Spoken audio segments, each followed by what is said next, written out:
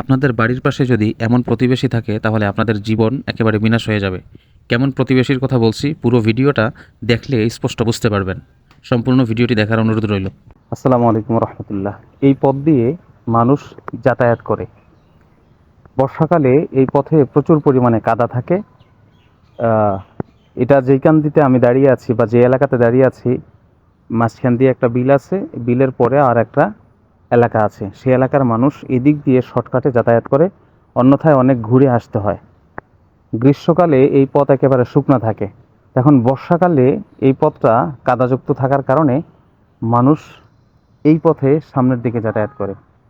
এখন সমস্যা হয়েছে কি, আমি আপনাদেরকে দেখাই। মানুষ প্রতিবেশীরা এরকম হয় কেমনে, আমি বুঝতেই পারি না এটা। দেখেন, এই যে এই যে এই বাসটা দেওয়া হয়েছে না, এখানে যে ছালিটা দেখছেন আপনি, ওটা এই যে এদিকে যে ছালি দেখছেন, ওই বস্তা থেকে নেমে এই ছালির এদিক দিয়ে মানুষ এইভাবে এইভাবে আসে, এদিক দিয়ে এসে এদিকে যায়। কারণ হচ্ছে এদিকে পানি, এই পানি দিয়ে মানুষ আসতে পারে না।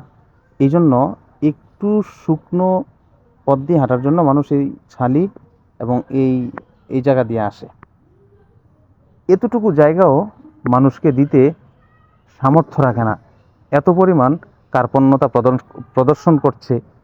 আমি আসলে আমাদের আগে যেখানে বাড়ি ছিল সেখানে আমি এরকম দেখি নাই, আমাদের কোনো প্রতিবেশী এরকম ছিল না।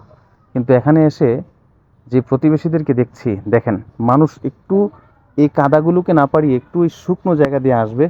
এই কারণে কিভাবে বাঁশ দিয়ে এই জায়গাটাকে আটকে দেওয়া হয়েছে। অথচ এই জায়গা দিয়ে মানুষ কেন, এখানে যদি গরু ছাগল ট্রাকও যায় তাহলে মানুষের কোনো সমস্যা হবে না, কোনো ক্ষতিও হবে না।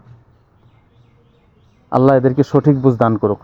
মানুষকে একটু উপকার করবে সেটা না, মানুষকে হাঁটার পথের যে জায়গাটা আছে এই জায়গাটা তো নিরাপদে হাঁটতে দেবে না। এমন প্রতিবেশীদের জন্য আপনারা কি বলেন? আপনাদের কাছেও এরকম প্রতিবেশী আছে, অনেক খুঁজে দেখবেন, পাবেন। তো এমন প্রতিবেশীদের জন্য আল্লাহর কাছে দোয়া করা ছাড়া আর কিছুই নাই। সেম এদিক দিয়েও একই অবস্থা।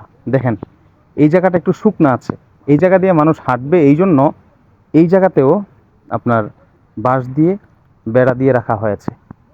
অথচ এই জায়গা দিয়ে হাঁটলে যাদের জায়গা তাদের কোনো ক্ষতি হবে না, তারপরেও বাঁশ দিয়ে আটকে রাখা হয়েছে। মানুষ এই মানে কাদা দিয়ে হেঁটেই মানুষ যাবে, তারপরে ওই শুকনো জায়গা দিয়ে হাঁটার কোনো জায়গা মানুষকে দিবে না।